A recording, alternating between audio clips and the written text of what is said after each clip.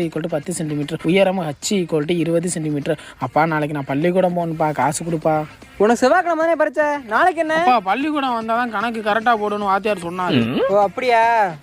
உங்க ஆத்தா கரெக்ட் கொடுத்துட்டு போறேன், வாங்கிக்க. சரிப்பா சரிப்பா. நல்லா படிக்கணும் சரியா? அப்பா அது உனக்கு சொன்னா புரியாதுப்பா. காதல் நீதானா?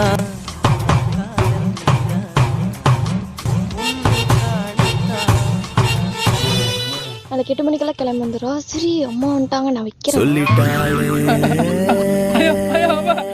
நினைக்கிற மாதிரி இல்ல, அது சீக்கிரமா போனாதான் நிறைய கணக்கு கத்துக்கலாம்.